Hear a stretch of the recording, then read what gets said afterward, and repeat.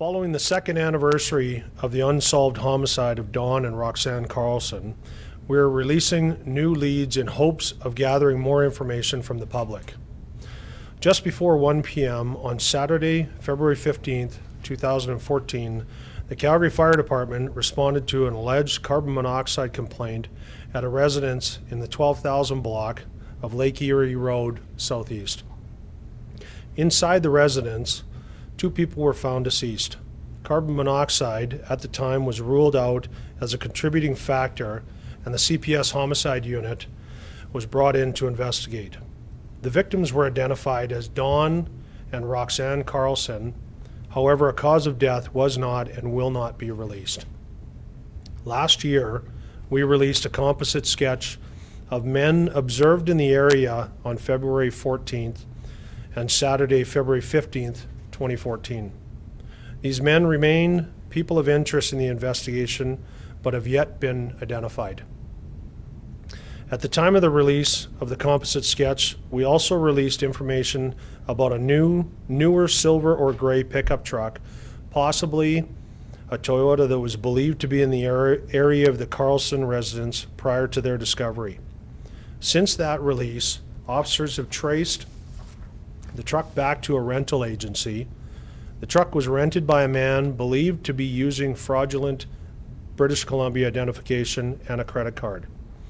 At this time, it is not yet known what, if any, involvement this man may have had in the homicide. However, police are asking the public for assistance in identifying and locating this person. Over the past year, the Homicide Unit has received several tips and continue to follow up leads. We have also worked with the Behavioral Science Unit of the RCMP and forensic psychologists to aid in developing a new investigative avenues. Friends of the Carlsons have also renewed the $25,000 reward for information directly responsible for the arrest and conviction of parties responsible for the murder of Don and Roxanne Carlson. To be eligible for this reward, anyone with information related to the homicide is asked to contact the Homicide Unit directly at homicidetips@calgarypolice.ca or by phoning 403-428-8877. Alternative members of the public who wish to remain anonymous can contact Crime Stoppers. Any questions? Sorry, Inspector. We have 2 separate pictures here. Can you tell us? We have a picture of the driver's license on the right-hand side. So this is the fraudster? If you want to call them that, yes. These are our persons of interest. And these are the people of interest, yes. And they look nothing like each other, so we're saying they're different people? Correct. This third person, are you not a suspect, is not how we're labeling him at this point in time? That's correct. Any progress in finding this person? On that part, no. We're coming to the public, we're bringing this face forward or this picture forward, looking for the assistance of the public if they can identify this person. Do we have a name or potential province in which he lives? Because you said BC was the fake ID he was using. Correct. And so at this point right now, we don't believe the information that he used was his. And so that's why we're using just the picture at this point. Can you clear up, you talk about a rental agency, it's fake BC ID, was the vehicle rented in Alberta or BC? Where was the vehicle rented, that you believe? That's part of the investigation, and so we can't get into more details about specifics of where it was rented. We're hoping that somebody knows this person, and we're hoping that they'll come forward. Where did this picture come to light? Oh, it came through the rental agency, sorry. Is there, because there's, even if it's fraudulent, just because there's a BC component, is there any work with BC law enforcement on this particular file? Not at this time. You've been working on the case since the start. I think I saw some press conferences from about 2 years ago. How does it feel that it's still unsolved 2 years later? Any file that we have that is still ongoing is very difficult for all of the members within the Homicide Unit.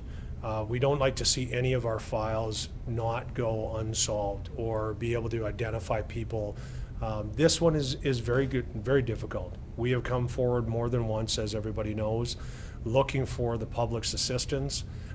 Somebody out there knows something.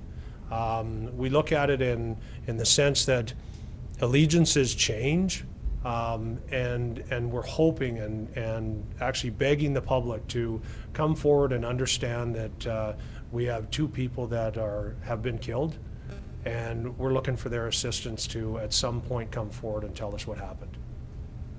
Can we speak a little bit as to why we're not releasing the causes of death? In cases like there's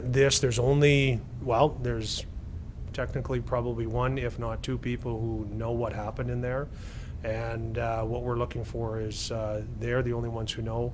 When it comes to our investigations, and I think everybody understands that that's a key piece of evidence. And for us to release it just will actually hurt our investigation. Are you able to elaborate or hint at why it sounds like this case is so unique? Because you've said that you've compared it to other cases cross-country, and this one sort of stands out uniquely on its own. I wouldn't say it's unique, other than that it's a difficult case.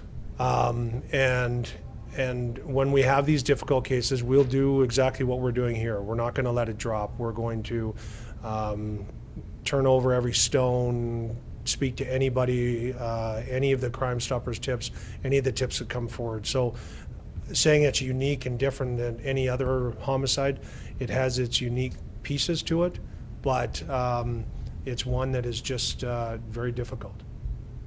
Just to clarify this, I wasn't on the case in the beginning, but do you guys still think this was because he worked in the gold and coin business? Do you think there's a link to that? We don't have a motive at this time. The Watson and Carlson families continue to hope and pray for resolution in the murders of my sister Roxanne and her husband Don. We are extremely thankful for the efforts of the Calgary Police Service and the detectives on the case who have worked endlessly in pursuit of justice. Our elderly parents/grandparents have suffered through this ordeal and hope to find closure in the near future. Our plea is for the public to come forward with any information which will benefit the investigation to solve the case. Thank you. Rick, are you taking questions? Yes. Yeah. First of all, condolences, first of all. And obviously, as been stated before, it's been a 2-year case. Can you just kind of talk about, how much hope you still have that there's going to be justice in this case? I remain very hopeful. Our families hope and pray every day that justice is done, and we'll support the police in any way we can. I hate, that you have to answer some of these questions, but is there anything that you guys could think of why your parents would have been targeted? This is my sister, and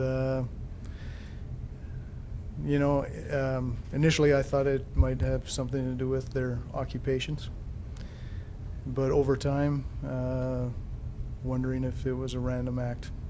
And bottom line is we just want closure, and it's solved.